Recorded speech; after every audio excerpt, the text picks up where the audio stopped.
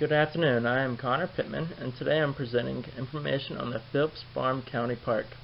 I look forward to hearing your feedback. Thank you very much.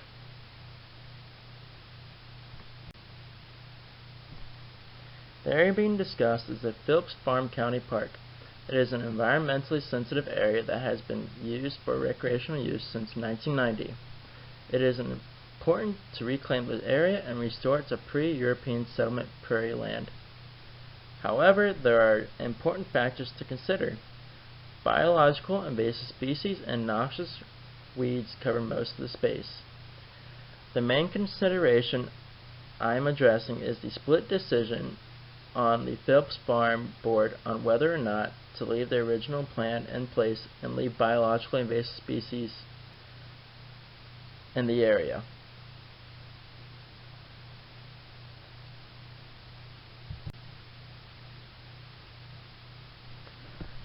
The research questions I am trying to address are: how can the grassland include more native species? Why are native plants a better choice rather than having just desirable biological native?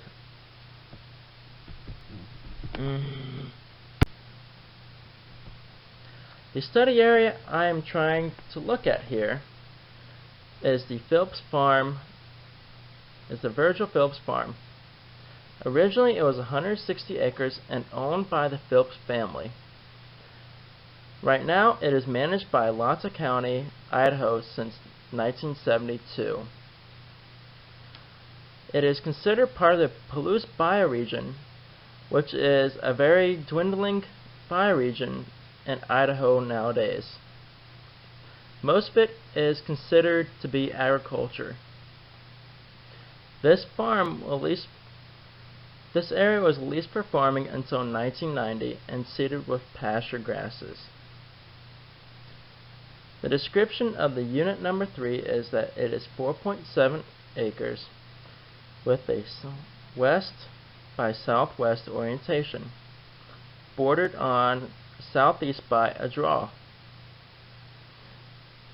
The use for it is recreational use with hiking trails on the southern border.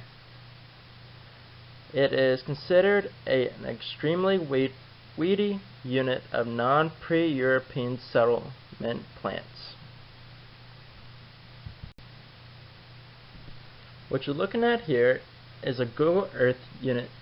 What you're looking at here is the Phillips Farm with identified units and with a legend at the top right that shows you the landscape features in the area. This shows you the Google Earth Unit 3. This image shows the Phillips Farm Park from Google Earth with a better representation of the land.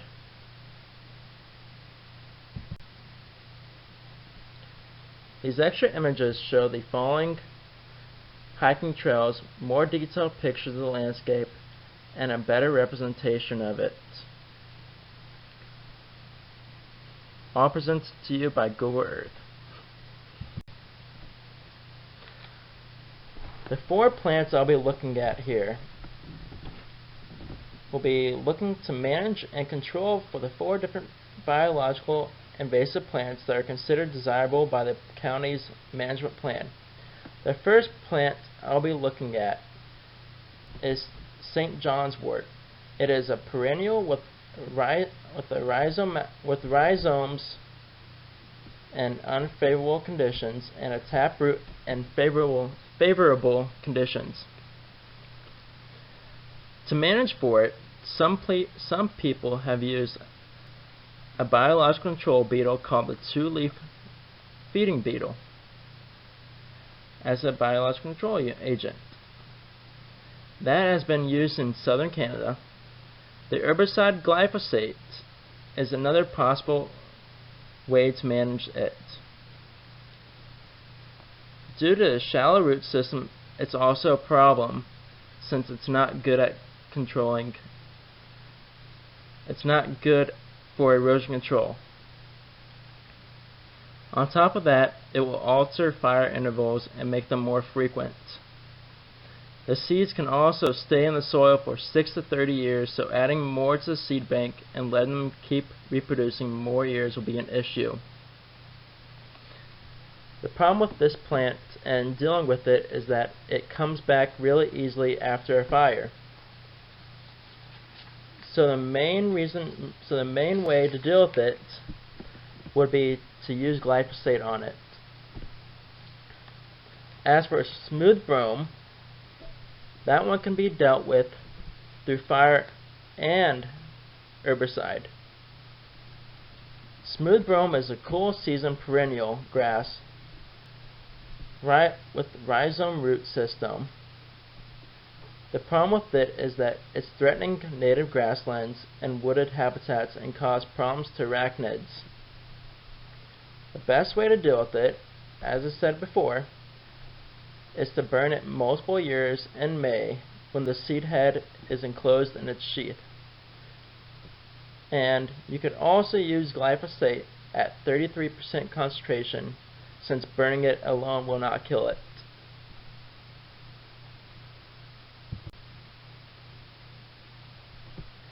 The next two plants I chose to look at are chicory and intermediate wheatgrass.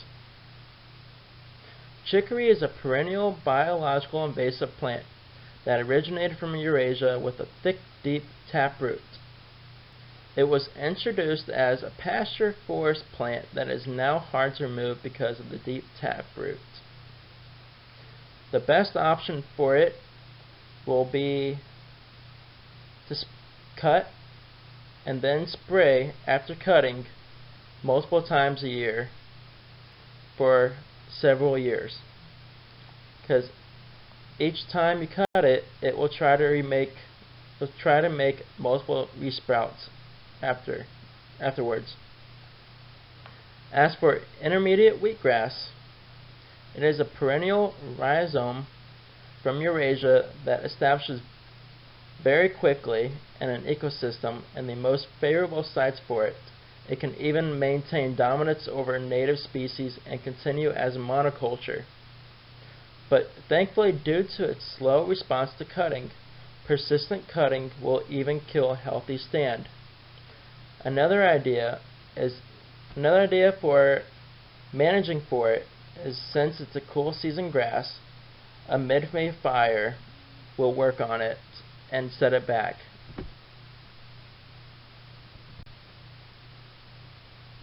The pros of this plan is that noxious weeds in Idaho cause a direct loss of $300 million annually to agriculture and recreational use out there. Damage that invasive species have in Idaho and the United States with damages to agriculture and